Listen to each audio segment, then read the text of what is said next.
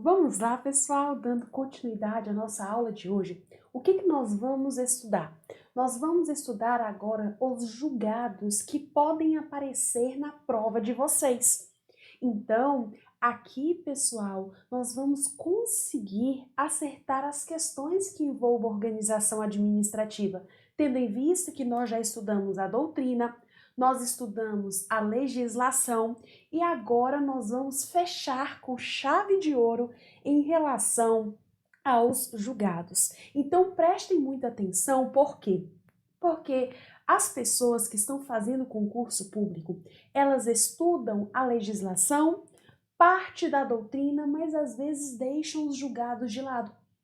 E a banca de vocês adora julgados. Com certeza nós teremos uma questão de julgados na hora da prova, tá bom? Vamos analisar? Vamos lá. É hora do método de memorização dos julgados. Segundo o entendimento do STF, as empresas públicas e as sociedades de economia mista que prestam serviços públicos essenciais e próprios do Estado em condições não concorrenciais sujeitam-se ao regime de precatório. Aqui, pessoal, não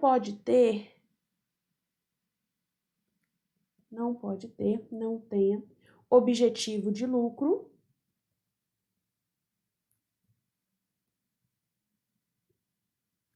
se não tiver objetivo de lucro, for um serviço público essencial, tá? Em condições de natureza não concorrenciais, não podem sofrer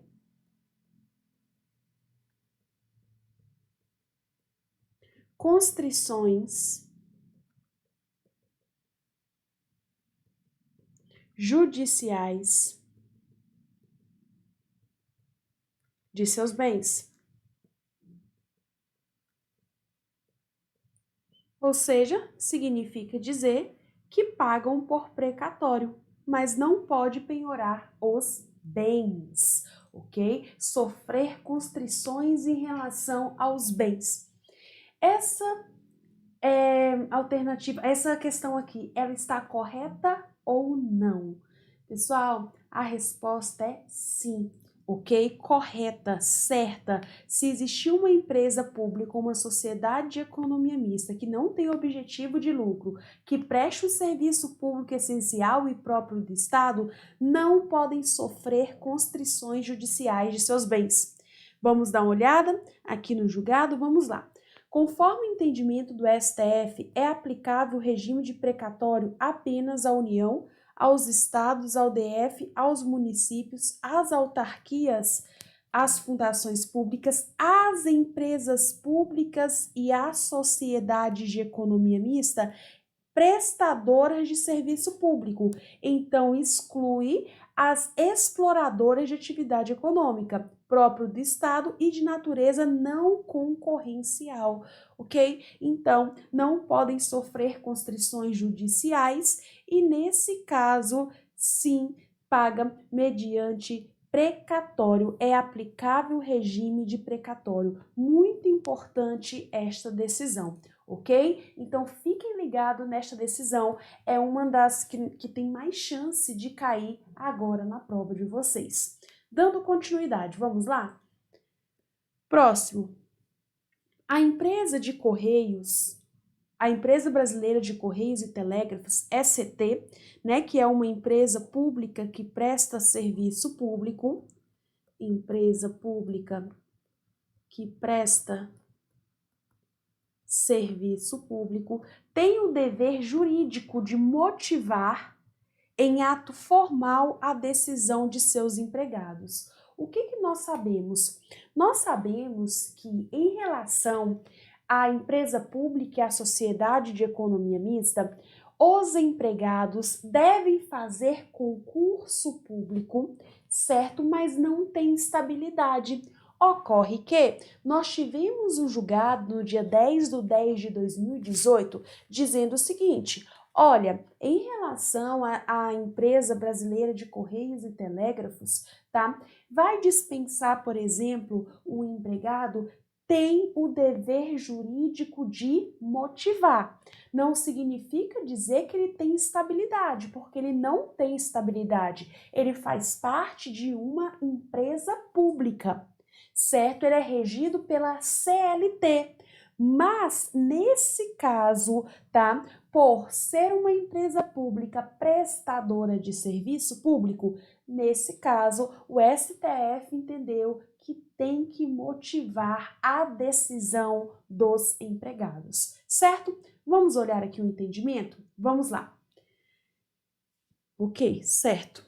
A empresa brasileira de Correios e Telégrafos tem o dever jurídico de motivar em ato formal a demissão de seus empregados, certinho, 10/10/2018.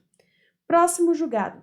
44, esse eu considero um dos mais importantes para a prova, tá? Relativamente recente.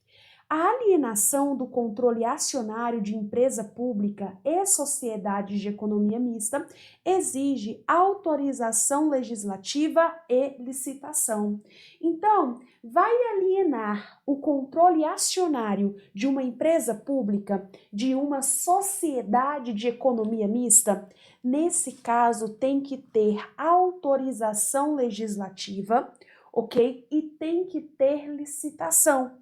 Certo? Vamos esquematizar isso daqui? Vamos lá. Em relação ao controle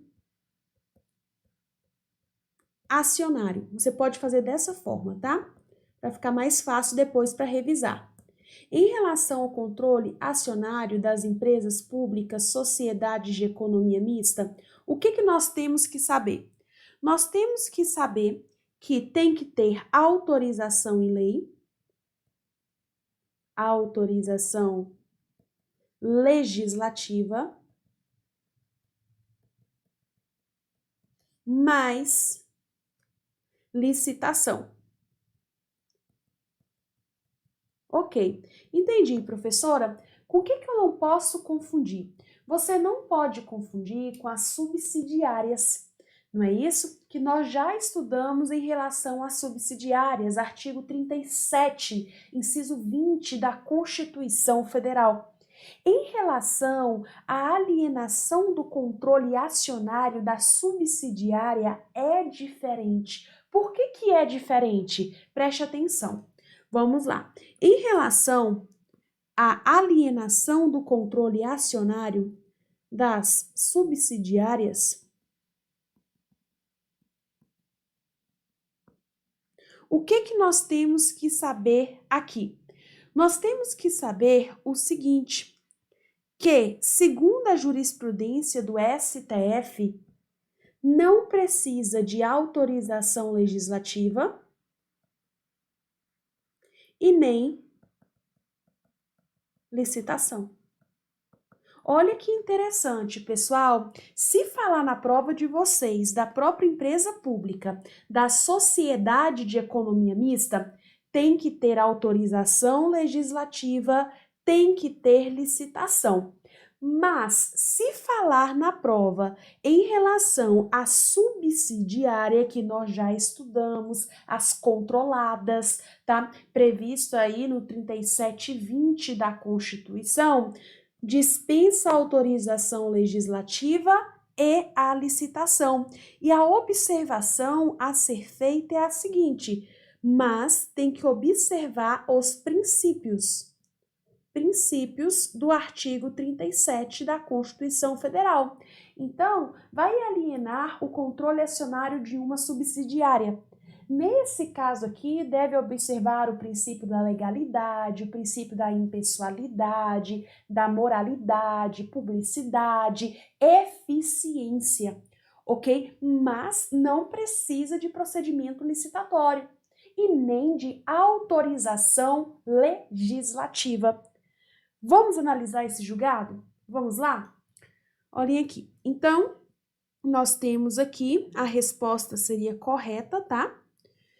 Em conclusão de julgamento, o plenário, em voto médio, referendou parcialmente medida cautelar anteriormente concedida em ADI, para conferir ao artigo 29, caput 18, da Lei 13.303 de 2016, interpretação conforme a Constituição nos seguintes termos: a alienação do controle acionário de empresa pública e sociedade de economia mista exige autorização legislativa e licitação.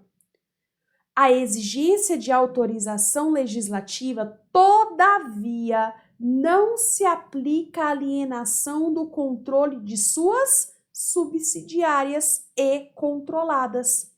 Nesse caso, a operação pode ser realizada sem a necessidade de licitação, desde que siga procedimentos que observe os princípios da administração pública, previsto no artigo 37, que é o LIMP, né? Legalidade, impessoalidade, moralidade, publicidade e eficiência, respeitada sempre a exigência de necessária competitividade. Então, você vai colocar o seguinte: alienação do controle acionário, vai escrever no seu caderno justamente isso daqui. Se falar de empresa pública, sociedade de economia mista, tem que ter licitação e autorização legislativa. Se falar das controladas subsidiárias, aqui dispensa a licitação e também a autorização legislativa, mas deve observar os princípios do artigo 37 da Constituição Federal. É um dos julgados mais importantes que nós temos, tá bom? Dando continuidade, vamos lá. A fundação instituída pelo Estado pode estar sujeita ao regime público ou privado, a depender do estatuto da fundação e das atividades por elas prestadas. Pessoal, nós já estudamos isso daqui. Nós sabemos que a fundação pública, ela pode ser de direito público ou de direito privado. A de direito privado tem previsão na Constituição Federal. Por isso, é autorizada aqui a criação por lei. Já as fundações públicas de direito público são as chamadas autarquias fundacionais ou também fundações autárquicas. Então, esse julgado veio confirmando aquele entendimento doutrinário de que também existe fundação pública de direito público. Vamos esquematizar? Vamos lá. Nós temos aqui as fundações públicas de direito público e as fundações públicas de direito privado. Em relação às fundações públicas de direito público, o que nós temos? As chamadas autarquias fundacionais ou fundações autárquicas. Por isso, elas são criadas por lei específica. Já as fundações públicas de direito privado são autorizadas por lei específica, certo? E aí a questão fala o seguinte: a fundação instituída pelo Estado pode estar sujeita ao regime público ou privado a depender do estatuto da fundação e das atividades por ela prestadas, certo? Ok, vamos dar uma olhada no julgado STF RS 716378. A qualificação de uma fundação instituída pelo Estado como sujeita ao regime público ou privado depende do estatuto de sua criação ou autorização e das atividades por ela prestada, justamente o que está escrito aqui, tá no enunciado. As atividades de conteúdo econômico e as passíveis de delegação, quando definidas como objetos de dada fundação, ainda que essa seja instituída ou mantida pelo poder público, podem se submeter ao regime jurídico de direito privado. Então, nós já sabemos que existe tanto fundação pública de direito público quanto fundação pública de direito privado, certinho? Então, atenção em relação a isso daí. Próximo julgado. Vamos lá? Próximo julgado. 46. É constitucional norma de Constituição estadual que exija prévia arguição e aprovação da Assembleia Legislativa para que o governador do estado nomeie os dirigentes das autarquias, fundações públicas, presidente das empresas de economia mista e assemelhados, os interventores de municípios, bem como os titulares da Defensoria Pública e da Procuradoria do Estado. Nesse caso aqui, pessoal, nós sabemos que é de competência do governador, ok? A nomeação desses dirigentes. Governador do estado, a nomeação dos dirigentes. Será que seria constitucional ou inconstitucional uma norma de Constituição estadual que exija prévia arguição e aprovação da Assembleia Legislativa? Ou seja, para nomear os dirigentes, deve ter uma prévia aprovação da Assembleia Legislativa. Foi isso que a Constituição estadual dispôs. É constitucional ou é inconstitucional? Pessoal, a resposta é a seguinte: é inconstitucional. Por quê? Porque, pessoal, dessa forma aqui, tá? Pedir primeiramente aqui a aprovação da Assembleia Legislativa, isso daqui não tem previsão na Constituição Federal, não tem como modelo federal, ok? Então, o STF, ele declarou inconstitucional essa previsão da Constituição Estadual, se eu não me engano, foi lá de Roraima. Ok? Então, tudo falando lá na Constituição Estadual, dispondo na Constituição Estadual, que tinha que ter aqui, no caso, a aprovação da Assembleia Legislativa, foi declarada inconstitucional pelo STF. Vamos ver? Então, não é constitucional, é inconstitucional. É inconstitucional norma de Constituição estadual que exija prévia arguição e aprovação da Assembleia Legislativa para que o governador do estado nomeie os dirigentes das autarquias e fundações públicas, os presidentes das empresas de economia mista e assemelhados, os interventores de municípios, bem como os titulares da Defensoria Pública e da Procuradoria Geral do Estado. Importante também esse julgado, que é recente, né? 3/6/2020. Certinho? Próximo. Segundo o STF, a imunidade tributária recíproca não abrange as empresas públicas e sociedades de economia mista prestadoras de serviços públicos de prestação obrigatória e exclusiva do Estado, por se tratar de pessoa jurídica de direito privado.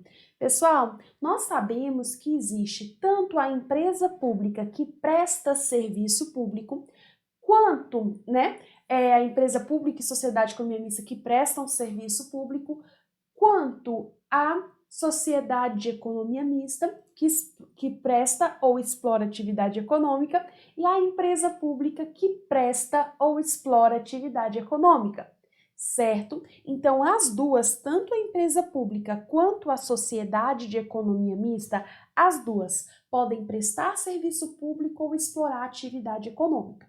Qual que é o entendimento do STF? Se elas prestarem serviços públicos, a imunidade recíproca também abrangerá, tá bom? Então, dessa forma, abrange a empresa pública e a sociedade de economia mista prestadoras de serviços públicos. Elas terão imunidade tributária recíproca, certinho? Vamos dar uma olhada aqui no julgado? Vamos lá. É possível a concessão de imunidade tributária recíproca à Companhia de Saneamento de Alagoas, Casal, pois, em que pese ostentar como sociedade de economia mista, natureza de ente privado, executa serviço público de abastecimento de água e tratamento de esgoto e o faz de modo exclusivo, o percentual de participação do Estado de Alagoas no capital é de 99,96%. Trata-se de empresa de capital fechado. E aí, o que falou aqui? É possível a concessão de imunidade tributária recíproca. Por quê? Porque, nesse caso, é uma sociedade de economia mista que presta serviço público, ok? Então, vamos olhar novamente aqui a questão que eu coloquei para vocês. Segundo o STF, a imunidade tributária recíproca não abrange as empresas públicas e sociedades de economia mista prestadoras de serviço público de prestação obrigatória exclusiva de Estado, por se tratar de pessoa jurídica de direito privado. Errado. Nós vimos o exemplo aqui, tá? Da Casal, que, nesse caso, prestam um serviço público e vimos o julgado dizendo que é possível a concessão de imunidade tributária recíproca, tá bom? Próximo.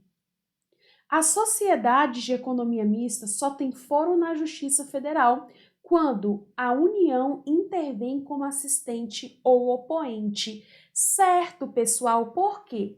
Nós estudamos o seguinte: as causas contra as empresas públicas federais vão para a Justiça Federal, não é isso? Só que as causas contra a sociedade de economia mista federal, estadual, municipal vão para a Justiça Estadual. Veja no quadrinho que eu fiz para vocês. Só que se a União ela intervir como assistente, opoente em uma ação, aqui no caso será processada e julgada na Justiça Federal. Muita atenção em relação a isso, a este detalhe da sociedade de economia mista, tá bom? Então, é o seguinte, em relação à sociedade de economia mista, seja federal, seja estadual, seja municipal, vai para a Justiça Estadual, salvo quando a União estiver aqui intervindo como assistente ou opoente, certo? Súmula 556 do STF, súmula 517 do STF. É competência à Justiça Comum Estadual para julgar as causas em que é parte a sociedade de economia mista, seja federal, estadual, municipal. Súmula 517. A sociedade de economia mista só tem foro na Justiça Federal quando a União intervém como assistente ou opoente. Certo, ok. 49. É inconstitucional a suspensão realizada por Conselho de Fiscalização Profissional do exercício laboral de seus inscritos por inadimplência de anuidades, pois a medida consiste em sanção política em matéria tributária, isso está certo ou isso está errado? Pessoal, essa questão aqui, tá? Ela também é recente, né? Em relação aos conselhos de fiscalização. Será que nesse caso poderia suspender aí a possibilidade, um exemplo, de advogar porque eu não paguei? O que o STF entendeu? Entendeu, pessoal, aqui no caso, né, que é inconstitucional, certo? Então, olha aqui, é inconstitucional a suspensão realizada por Conselho de Fiscalização Profissional no exercício laboral de seus inscritos por inadimplência de anuidades, pois a medida consiste em sanção política em matéria tributária, certinho? Então, aqui nós temos esse julgado que é importantíssimo, não pode suspender porque não pagou, tudo bem? Então, tomem cuidado também com esse julgado. Próximo. Então, aqui vamos lá, está o que? Correta. É inconstitucional a suspensão. 50. O presidente da autarquia, que atua na área de meio ambiente de determinado estado da federação, indeferiu o pedido de licença ambiental de empreendedor particular que pretendia instalar um aterro sanitário para receber resíduos sólidos. Inconformado, o particular impetrou um MS, um mandado de segurança, indicando como autoridade coatora o presidente da autarquia. Presidente da autarquia, que aqui no caso é o dirigente, ok? Que ao prestar informações alegou a legitimidade passiva, que a legitimidade passiva seria do próprio Estado-membro. Então ele falou, não, isso aqui não é minha, não. A autoridade coatora aqui seria o secretário de Estado. A minha pergunta é, o presidente da autarquia, o dirigente, ele pode ser a autoridade coatora? Ou, no caso, tinha que ser o secretário de Estado? Gente, a autarquia, ela tem personalidade jurídica própria. Se ela tem personalidade jurídica própria, ela é sujeita de direitos e de obrigações. Logo, nesse caso aqui, tinha que impetrar o mandado de segurança contra o presidente da autarquia, contra o dirigente. A autarquia tem personalidade jurídica própria, certo? E não contra o secretário de Estado, pois a autoridade coatora foi o presidente aqui, tá? Da autarquia. Então, vamos ver o seguinte, de quem seria a legitimidade? A legitimidade seria do presidente da autarquia. As autarquias possuem personalidade jurídica própria, sabemos, distinta da entidade política a qual estão vinculadas, assim como a autonomia administrativa e financeira, razão pela qual seus dirigentes, seus diretores, o presidente, têm legitimidade passiva para figurar como autoridade coatora em mandado de segurança, certinho? Então, essa questão aqui de quem seria a legitimidade seria do presidente da autarquia. Isso que ele alegou não merece prosperar. Certinho, pessoal? Gente, nós finalizamos a nossa aula de organização administrativa. Eu espero que vocês tenham gostado da aula. Eu espero por vocês na próxima aula.